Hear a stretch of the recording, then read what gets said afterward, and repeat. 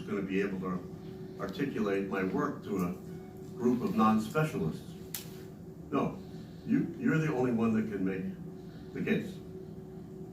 I hope it's apparent that the evidence has to be in the file. So your mission is to design your file, and I'm happy to help you, to make your case, to tell your story, and then at the interview, draw our attention to the strengths in each category. So the file needs to occupy the space between the guidelines and the deliberative interpretive process. That's a space I refer to as the interrogare, which is the kind of questioning between guidelines and interpretive process. So this is a space that those who evaluate your file inhabit, the space between guidelines and interpretation.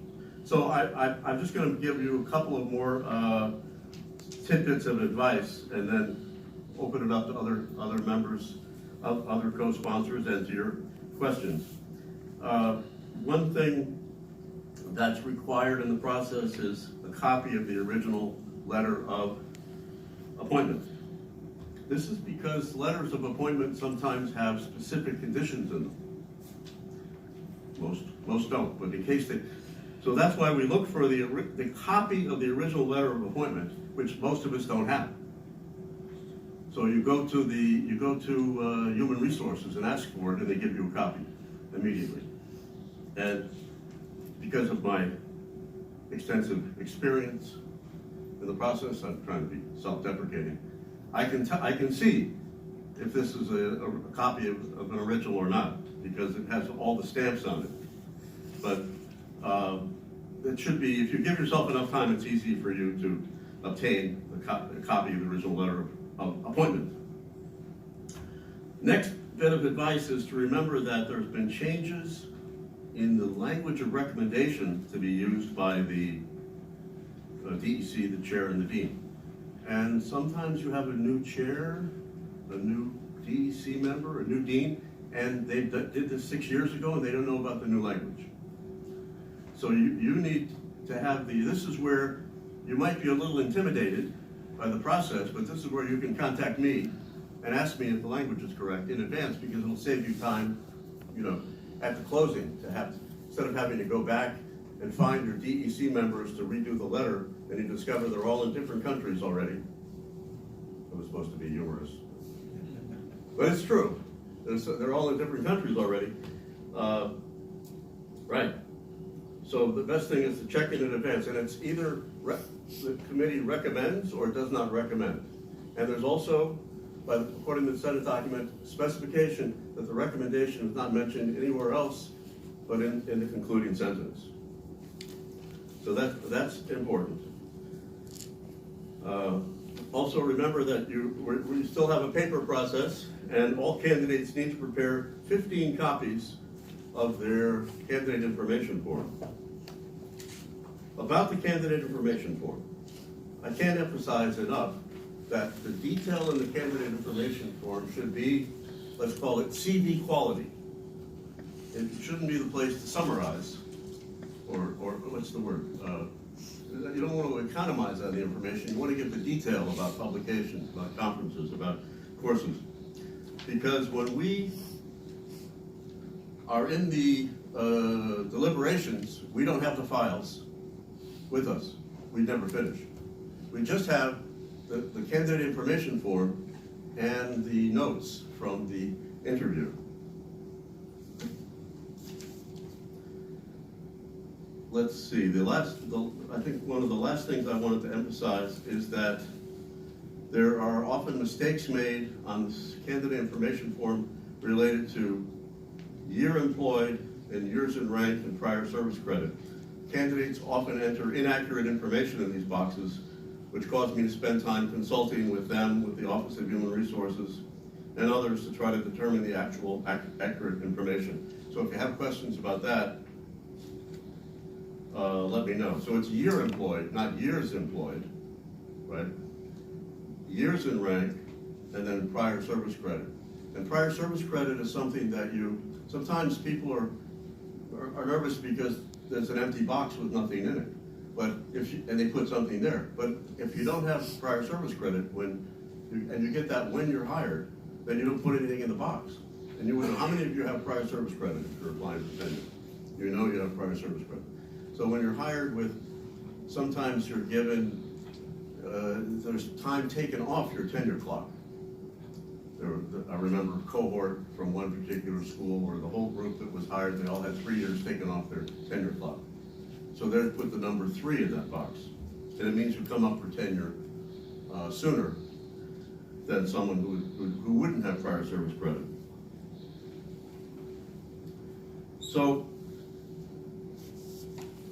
I already mentioned the information about the student opinion surveys, and I can't think of anything else, any substantive advice to give you, but I just hope to, encourage you in the process, and we're sort of willing to answer any questions, and don't hesitate to reach out either by email or by phone. So thank you. Yes. I just have a few things to add, don't mind. One is that if you read the Organizing Your Promotion and Tenure Files, the booklet that is in the back, make sure that you picked up the correct one. Most of you are teaching faculty, so you should have the green cover. If you are librarians, blue cover. Oh my gosh, I'm like becoming colorblind all of a sudden. So teaching faculty is the blue cover. Counselors and librarians is the green cover. And then there's also different covers if we have any athletic trainers in here or if we have any coaches in here. So make sure you picked up the correct guidebook. It talks about when you bring your files together, when you're trying to organize them, that there's a primary file and then there's supplementary files. And you might want to talk about it as 3-inch binders, that kind of information. That's actually in the Senate document, but it's true that we have a restriction on the size of the binder. It has to be 3 inches. All the binders would be 3 inches. So you have your primary file with all the required information in 4 categories represented, and then you can have supplemental files. So sometimes people say they've heard that you can only have a certain number of supplemental files. We don't have any restriction like that. So sometimes that there's a supplemental file for each category. Although, sometimes those student opinion surveys take up 2 binders. So that's a matter of, I think, practicality. But the other question that comes up sometimes is if you're applying for full professor, how many years do you account for? And we leave that up to you. There are 5 years for eligibility, but there might be a trajectory of work that a story you want to tell that covers a longer time. But I have my ruler, Linda, and I'm not afraid to use it. Right. So I wanted to warn everybody about that because I know that you have your ruler and you're not afraid to use it. 3-inch binder. So the other thing is that if you're applying for promotion and for tenure, you'll want 2 separate letters from your DEC, from your chair, from the dean. One speaking about tenure, one speaking about promotion. But one file, don't duplicate your file. I'm trying to think if there was something else that I took notes here about some things. The dates, the due dates. Make sure you're looking at the promotion and tenure document, Senate document, under Senate documents online for the due dates. Do not use the due dates in the contract, okay? Please look at the Senate documents that are online under the G&T procedures. And then also, I know that how many people are, I'm not going to ask. There are people here that are here for renewal. This is always a good time to start organizing for renewal, and these booklets would help you organize for that as well. But there's a couple of different things for renewal. Make sure you check the renewal documents that are online And unlike for promotion and tenure, the language in the renewal letters that comes from the DEC and the dean and the chairperson and the provost would say, well, the provost would be it, so they would do not recommend, recommend with some reservation, recommend, strongly recommend, or very strongly recommend. Those are the words only that can be used only in the renewal letters. They cannot be used in the promotion and tenure letters. In promotion and tenure letters, there's a specific quote that is in the P&T document that needs to be followed, and they don't have anything before. It's either recommend or do not recommend. I'm sure you have tons of questions, and other people might have some other things to say. Well, that's a great point about the fact that you need one file if you're applying for both promotion and tenure. Because someone came to me and they said that they had been told they needed 2 files. I don't know where that rumor started. But you need 2 letters. There's a separate letter for each one. Yes, as you pointed out. And the other thing is, if you're going for promotion prior to your penultimate year, please keep in mind that you also would have to go for renewal. Because if you don't get tenure, right, you need to be renewed. Check with your department and remind them about that. And most departments, I would hope a lot of departments, do not require you to make a copy of your file and then submit it again for renewal.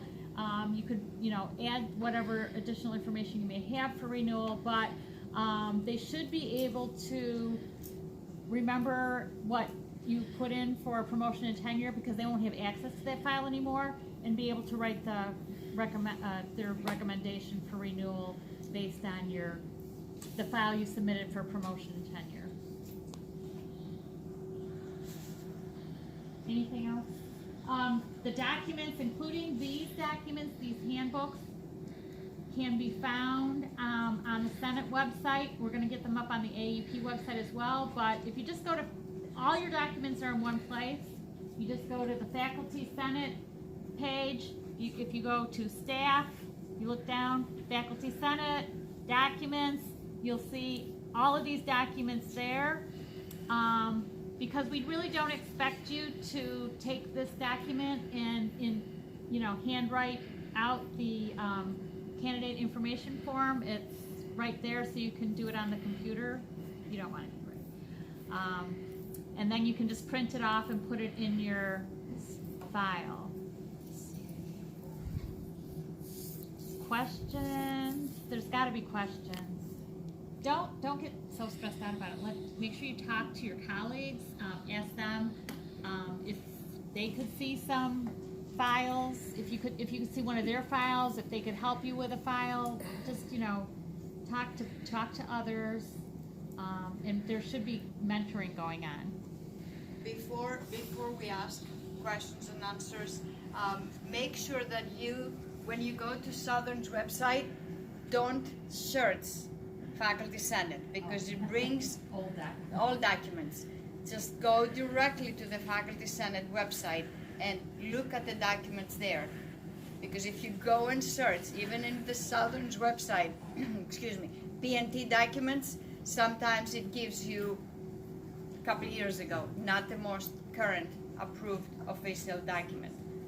And also the CIF, the candidate information form, again, use the one from the Senate that has been approved and it's official, because sometimes some folks use from digital measures a form and it's not in the same consistent form.